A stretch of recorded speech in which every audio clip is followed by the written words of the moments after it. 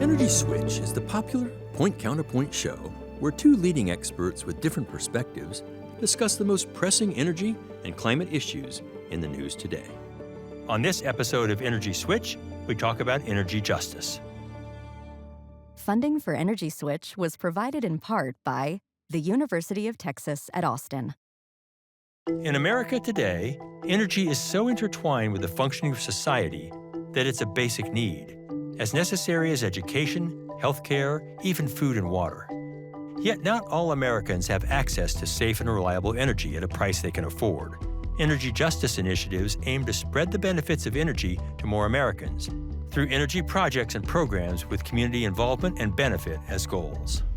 I'll discuss with Margo Weisz. She's the executive director of the Texas Energy Poverty Research Institute, or TEPRI, with 25 years of impact investing leadership at City Lights Group and People Fund. I don't think we have been nearly as thoughtful about energy assistance as we have about some other basic needs that we have historically considered foundational. Like education or like healthcare. Education and healthcare, food assistance. Monisha Shah is the division director for the EPA's Solar for All program, formerly the deputy director of the Justice 40 program, and a longtime energy analyst at the National Renewable Energy Lab. You really have to sit down and think who's really facing a lot of environmental harm, who doesn't have access to the investments that have been made over decades and have then resulted in kind of communities being left behind. And then in this round, as we transform our energy system, we're gonna focus on making sure those communities receive these benefits. Interesting. I'm Scott Tinker, and I'm an energy scientist. Next on Energy Switch, trying to bring more energy justice to more Americans. Why should our viewers care about energy justice? We're in the rich world. Why should they care about that? There's a term that we've been using called energy burden, but it basically says, how much of your paycheck are you spending on energy expenses? Low-income households, regularly spend a lot more on energy than average Americans do. We do a survey of almost 7,000 low and moderate income households throughout Texas, really to get sort of their experience with energy and affordability. And we find that over 50% of the respondents have trouble paying their energy bill on a monthly basis. The reality is that a lot of people are making a lot of trade-offs in order to not have their energy shut off. So it may be just school supplies for their kids. It may be entertainment. It may be food or medicine. Right. Depending on how poor they are, those trade-offs can be bigger and bigger. They also tend to keep their house often at really unhealthy temperatures, for instance. So when you say, what is justice? Is it just for low-income people to have to be suffering? I mean, literally it can become heat or eat, right? Yes. For some. Right. I think there are statistics that show between 1 in 3 households or 1 in 4 households in the country face some form of energy insecurity. Right. And it's just remarkable when you think about arguably one of the most modern large nations in the world, translate that globally, and it's way worse. But in this country, and while I will not downplay at all the suffering people have in countries who are a lot less economically secure than this country, there's no comparison. But so much of our day-to-day lives in this country center around access to energy. We have to have, in some ways, more access in this country to be engaged in the society as the way that we live it. What kinds of energy are we talking about? People are using in their households natural gas for heating and cooking usually, but they can also be using electricity for cooling. There are parts of the Northeast where they're actually using fuel oil and propane. Electricity access especially is can be unaffordable, or that's where a lot of folks are facing a lot of insecurity. Yeah. How about transportation? We see it there too, fuels. How does that affect people? I think that like in major cities, it's a lot more expensive to live centrally, which means people with low and moderate incomes are the ones who are oftentimes having to commute, and that's expensive. So gasoline. The gasoline, and then and then there's not really good. Public transportation is a mix. So yeah, I think transportation is a huge challenge for people. And that introduces another injustice, if you will, your most precious resource of time. Now I'm spending an hour and a half each way on public transport. Right, whether you're in your car or you're in public transportation, it's time consuming. Not with my family, not working. And a lot of people who are low income also have more than one job. It's a huge burden. And the other thing is when there's an outage, people with more means have a lot more choices of how Right. to deal with that. In one community we work with in Houston, they estimate that 25% of the people don't have cars. These are things we don't really think about when we think about justice. It is affordability, it's access, it's reliability, it's clean, it's the Right. whole relationship to energy and how that affects our lives. So let's talk about some of the programs that have helped people practically share in some of the benefits of energy. Well, I'll start by saying that I don't think we have been nearly as thoughtful about energy assistance as we have about some other basic needs that we have historically considered foundational. You mean other things like education or Like healthcare education or- and healthcare. Okay. Right. I Food. think that food assistance. Right. Right. And I think it's kind of a new idea that energy fits into that as very foundational to how we live in the modern world. So it's not that there are no programs. There is the low-income housing assistance program. There's the weatherization assistance programs. There's certain state programs. I think that energy efficiency programs can have a huge benefit to lowering people's energy bills and keeping their house either, warmer or cooler when there's extreme weather. So I'd probably say we've been most successful in thinking about energy efficiency, but I think there's a lot of room for creativity.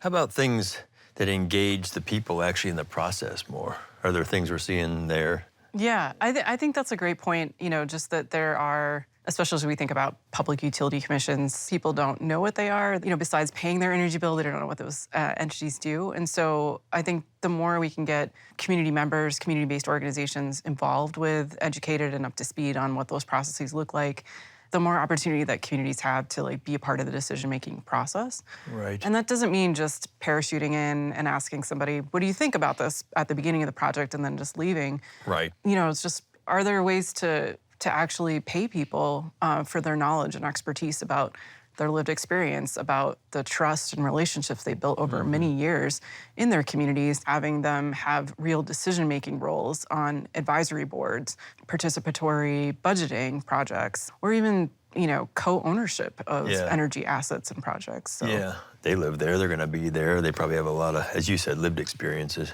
And they're all unique too. A lot of these different challenges vary by community, by state. I think there's some interesting community-based strategies that are going on right now. Like one of the initiatives that we're very involved with is sort of building networks of community-based resiliency hubs. So rather than saying okay, we're gonna just leave it up to the city or the state to create these huge convention centers that in the case of an outage and there's an emergency, it's how do you start thinking about engaging community members to provide safe spaces within communities. So there's a place in Northeast Houston that has created them as small as residences. So there's certain residences that will, okay, we're gonna pay for all the infrastructure as a community, we're gonna go raise the money and put the infrastructure in that you get to benefit from, but if there's an outage, the neighbors get to come over, charge our cell phones, cool off, or warm up, and maybe it's just for the street. So that's a really micro level, but then on a macro level, I think one of the most interesting sort of policies is the Justice 40 initiative. It requires that 40% of all the federal money for all of these sort of energy transition changes with the Inflation Reduction Act, that 40% of the money that is used, you have to show how it is going to benefit low and moderate income people. It's really groundbreaking because a lot of this money is going to private companies who've just never really thought about how this would help a low or moderate income consumer. It's forcing the whole industry at large, whether it's private, public, nonprofit, who's using this money to rethink how their products or services will meet the needs. And it's a lot of money. So it's really consequential. Yeah.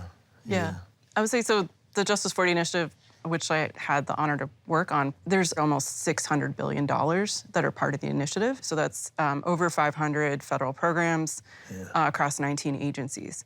And so I've seen it sort of firsthand where these program offices in a federal agency, we had to really change the way they think about how they run and implement their programs, because they had to start measuring, where the benefits were going to go for Justice 40. And benefits can be wide-ranging. It's like better air quality, better access to water, workforce, training, jobs, being a part of the economy and reaping those economic benefits. It could be a wide range of benefits, but you really have to sit down and think who's really facing a lot of environmental harm, who doesn't have access to the investments that have been made over decades and have then resulted in kind of communities being left behind.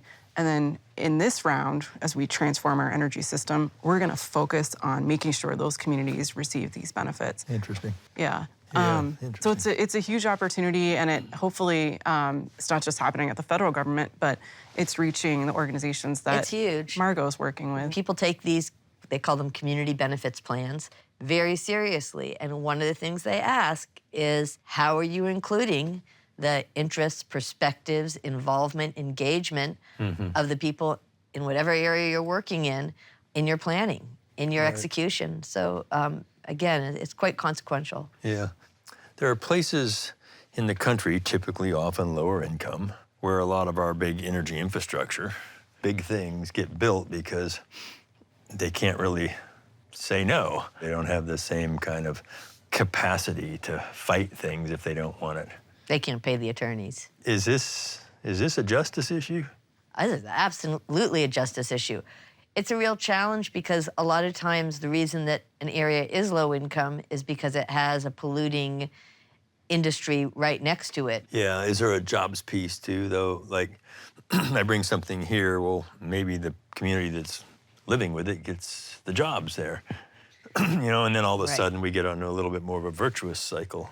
Yeah, especially if it's not something that's polluting the water and the air and the soil of the people that are living there, because I think you run into a real problem when people are very dependent on the jobs, so they need those jobs, yet, their relatives are dying of cancer at a rate that's much higher than in other areas, but they need those jobs. I personally don't think it's ever okay to say, like, oh, well, there's jobs here, so it's okay if there's just a little bit of pollution in the... Yeah. It's okay if the water is not so good over there. I mean, that's just not okay, and that is definitely a justice issue. Yeah. I mean, I've heard the word sacrifice zones. Is that something, or is that what this is? I think, that's exactly what you're talking about. Yeah. And it's not just limited to energy projects. It's, industrial projects overall that, as Margo was mentioning, have those environmental justice issues where, again, low-income communities of color have been residing near industrial sites, and they're not always receiving the benefits of those sites. Right. What are how do we start to change that? When you're citing new energy infrastructure, which we have an opportunity right now, we have a huge opportunity. There's all these new investments going in, is to engage local communities and also ask them, like, is this where you want to have this new project sited? If it is sited here, how do you want to be involved with this? How do we make sure that we're holding ourselves accountable? It's not just sort of performative, hey, give us your input. I know you know nothing about this, but give us your input. You want some jobs. Okay, you know about jobs. I think it has to go deeper than that. Sure. Absolutely. A lot of energies have subsidies of some kind, whether they're federal or state kinds of things, or incentives and various kinds. How do we get those better spread to everyone?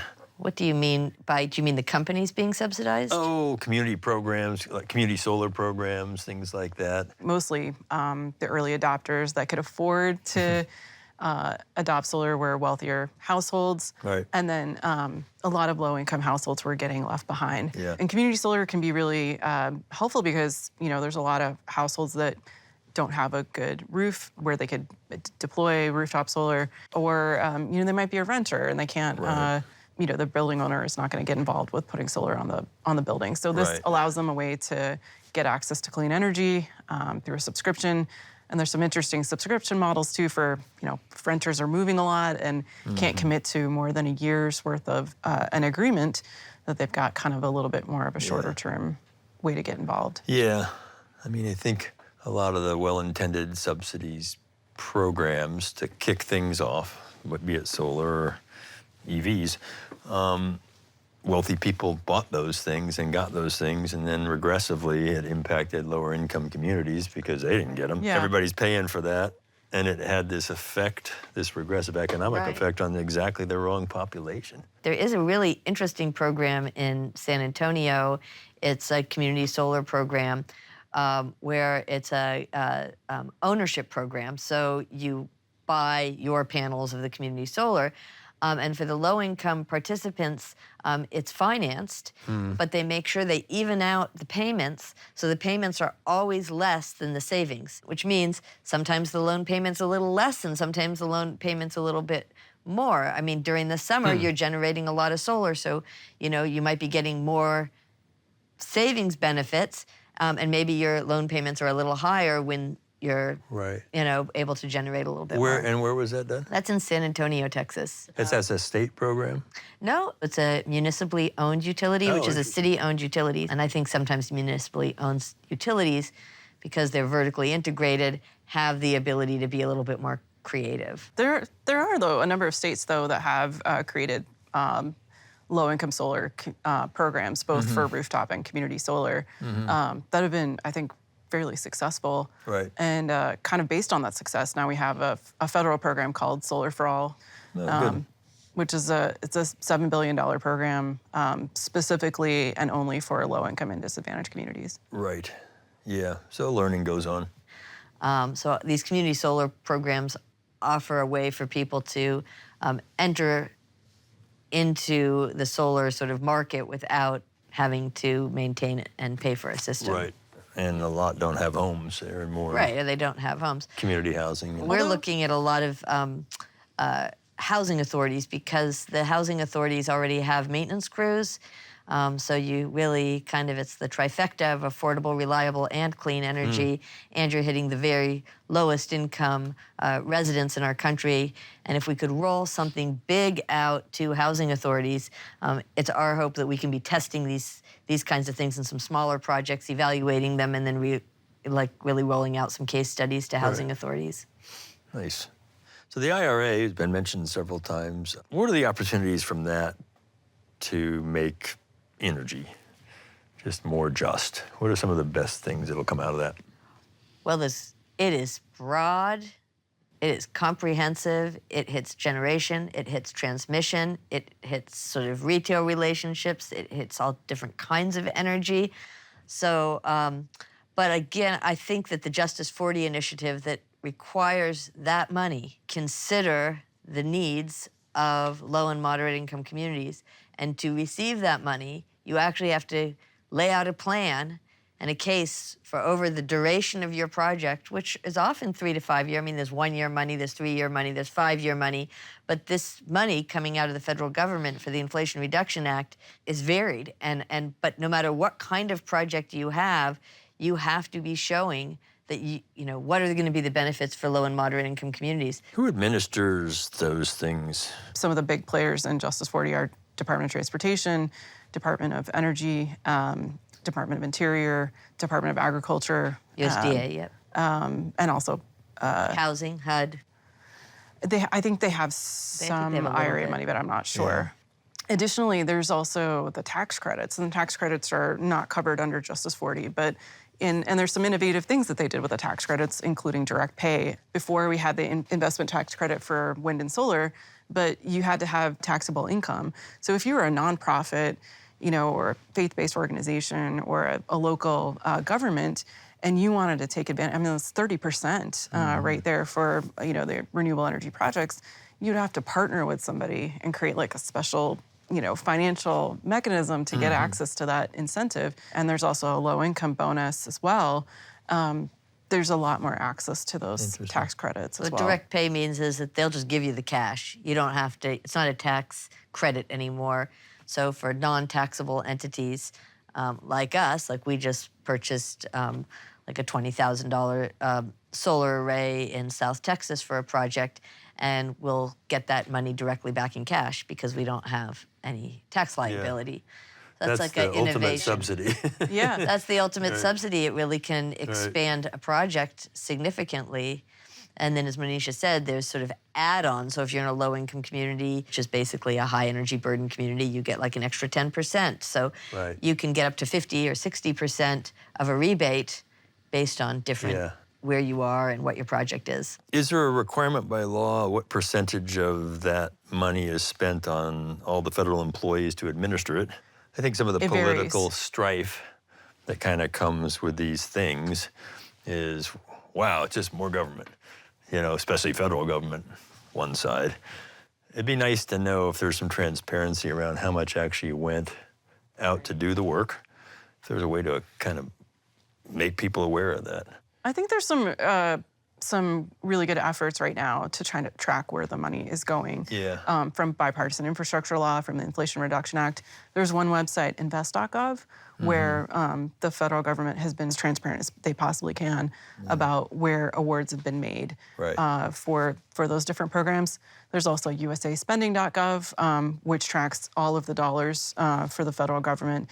And then, I know at least for the Greenhouse Gas Reduction Fund, we're being very intentional about the reporting systems that we're going to build because we do want to be as transparent as we can, but then also just demonstrating that these benefits, the real benefits, the jobs, the economic development opportunities, the cleaner air, are going to be realized. Yeah.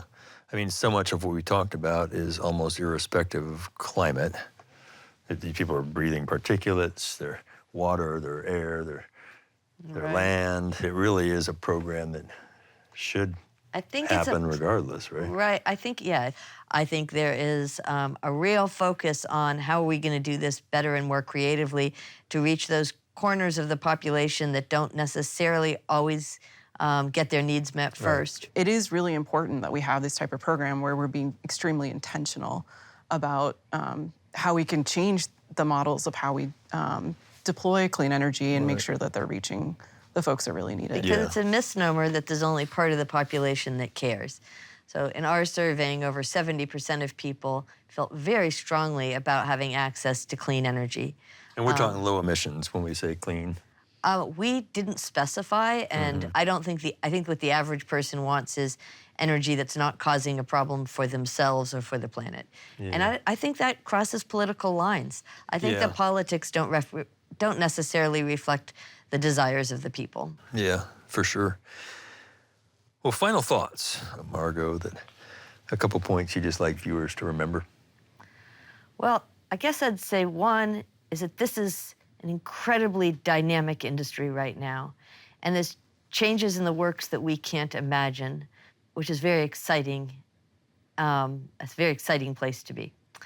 The second thing I would say is that energy is really foundational to the way we live in the modern world, and therefore energy justice is really foundational to a whole lot of equity outcomes that we as a society consider imperative. Well said. Thank you. Monisha, same question.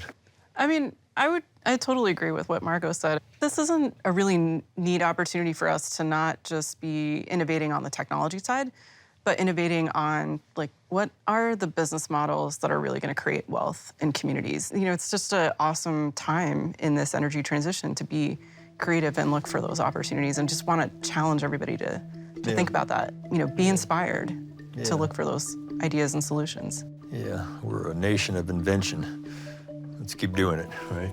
Absolutely. Yeah, really appreciate your being on, Monisha. Enjoyed your thoughts and experiences and wisdom. Margo, you too. So, Scott Tinker, Energy Switch. For millions of low-income Americans, energy costs so much of their paycheck, they must make trade-offs with other basic needs. Many communities also bear the costs of energy production, lower property values, and environmental problems without enjoying the benefits. Energy justice programs try to remedy these issues. We talked about community solar, which allows lower-income neighborhoods to own distributed power generation. But we talked more about the Justice 40 program, which has been retired since this filming. It specified that 40% of the benefits of subsidized energy projects go to low and medium-income citizens. The benefits were broadly defined, from cleaner air to jobs to more reliable energy. The idea was, as we build new energy infrastructure, we could also create better energy access and affordability. Energy Switch is executive produced by Scott Tinker and produced and directed by Harry Lynch. Emily Hooks is the assistant producer and researcher. Editors are Ginny Patrick, Yusef Swachina, and Jackie Kunzler. Matt Aslanian does the sound. Energy Switch is produced by Arcos Films for the Switch Energy Alliance, with support from the University of Texas at Austin,